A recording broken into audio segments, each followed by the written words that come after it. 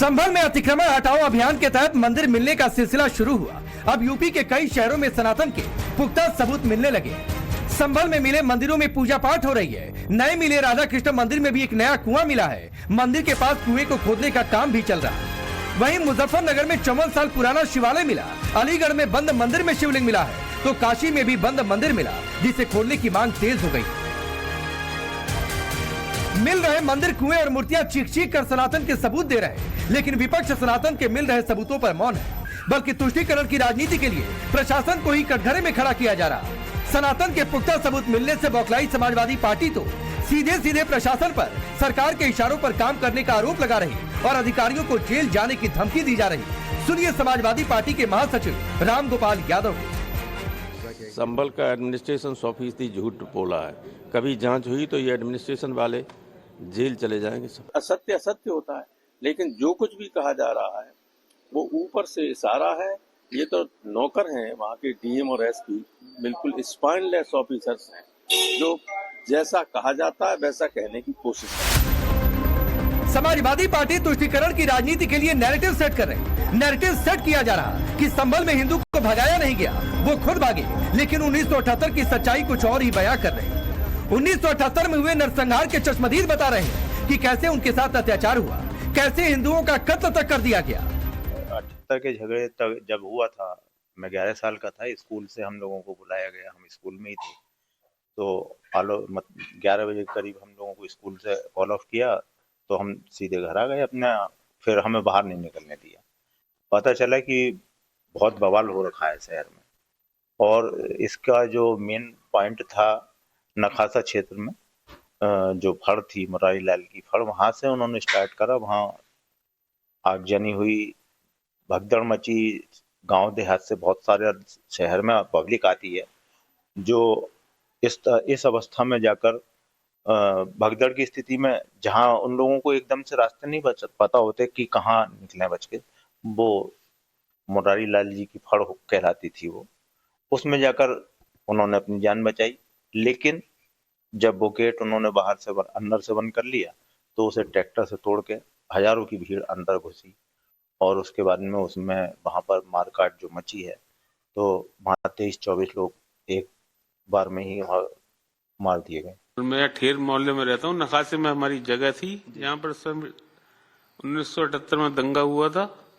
करीब 23 लोगों को जिंदा जला दिया गया था टायर डालकर, और ट्रैक्टर से हमारा फाटक तोड़ के अंदर घुस गए थे मुसलमान, और उन्होंने सब बहुत नुकसान करा। हमारी जो गोदामों में खंडसारी रखी थी करीब 15 लाख रुपए की, वो सब लूट के ले गए और सब कत्लेआम कर दिया वहां पे। हमारा ट्रक खड़ा था, ट्रक को भी जला दिया। उसके बाद तो फिर सब पलायन करते थे। हमारे घर से पूरा पलायन कर गया, बस हम ही रह रहे।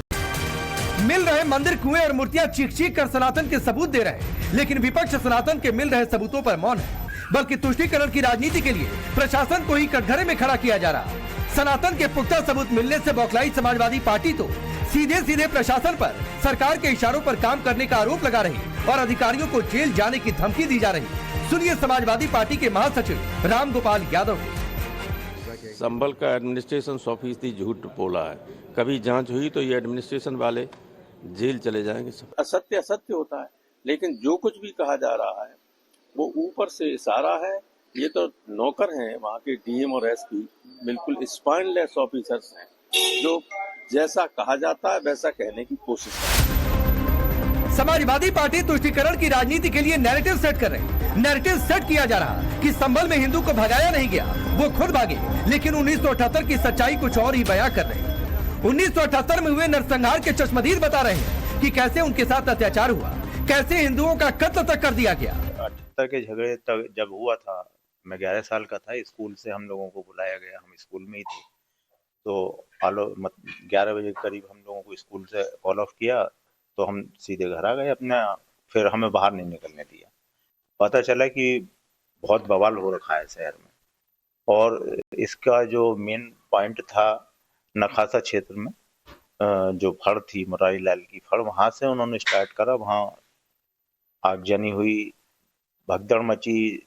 गांव देहात से बहुत सारे शहर में पब्लिक आती है जो इस अवस्था में जाकर भगदड़ की स्थिति में, जहां उन लोगों को एकदम से रास्ते नहीं पता होते कि कहाँ निकले बच के, वो मुरारी लाल जी की फड़ कहलाती थी वो, उसमें जाकर उन्होंने अपनी जान बचाई।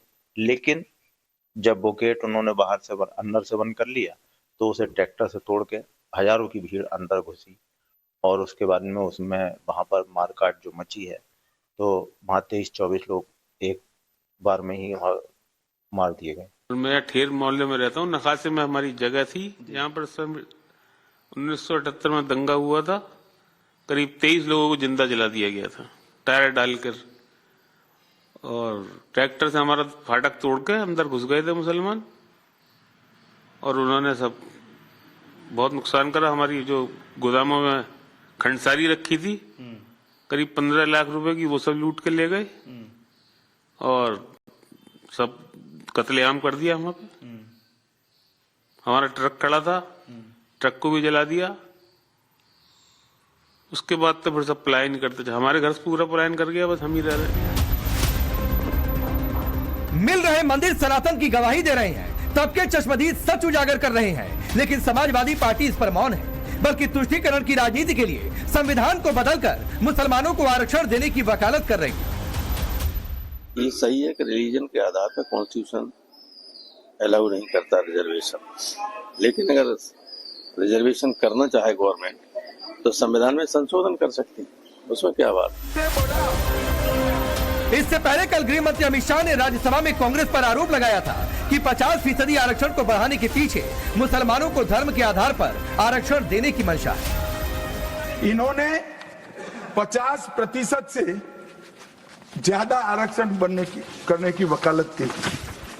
मैं आज देश की जनता को कहना चाहता हूं कि देश के 2 राज्यों में धर्म पर आरक्षण अस्तित्व में। अब क्या हुआ है, सुप्रीम कोर्ट में रुक जाता है क्योंकि 50% की सीमा है। वो ओबीसी का कोई कल्याण नहीं चाहते हैं।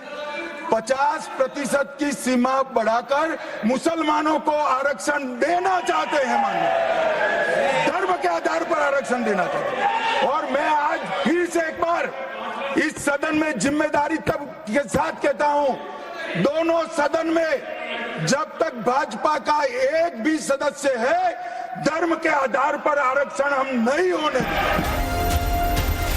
एक तरफ तुष्टीकरण के लिए मुस्लिमों को संविधान संशोधन कर आरक्षण देने की वकालत हो रही है, दूसरी तरफ संभल के पत्थरबाजों को बचाने का काम हो रहा है। लोगों को भड़काने के आरोप में दर्ज एफआईआर पर सांसद जियाउर रहमान बर्क ने हाईकोर्ट का दरवाजा खटखटाया है और गिरफ्तारी से बचने के लिए एफआईआर वापस लेने की मांग की। वहीं बीजेपी आरोप लगा रही कि संभल में सनातन का नामो निशान मिटाने की कोशिश हुई है। देखिए, हाईकोर्ट जाए अच्छी बात है, कोर्ट कानून को माने ये और अच्छी बात है, लेकिन संभल में मानवता की हत्या हुई। संभल में सनातन के नामो निशान मिटाने की वहाँ कोशिश की गई है, और वो तब कोशिश हुई 1978 से लेकर के अब तक, जब गैर भाजपा शासन रहा, तभी वहाँ हिंदुओं पे अत्याचार हुआ। और अब जोगी जी का राज है, अब वो सारे मंदिरें खुलेंगे, सारे कुएं दबे हुए निकलेंगे, और उस कुएं में अखिलेश जी का चेहरा दिखाई देगा।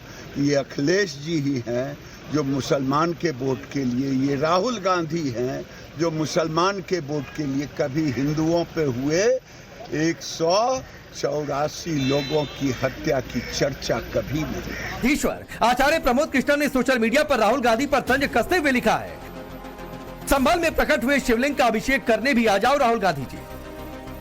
लेकिन मुस्लिम आरक्षण की बात करने वाले, संविधान को खतरे में बताने वाले राहुल और अखिलेश हिंदुओं पर हुए अत्याचार पर चुप है। सवाल है कि क्या तुष्टीकरण और मुस्लिम वोट बैंक के लिए विपक्ष सनातन और हिंदुओं पर हुए अत्याचार पर चुप है। सवाल ये भी कि क्या धर्म के आधार पर आरक्षण देने से संविधान खतरे में नहीं पड़ेगा। Bureau report, times now Bharat.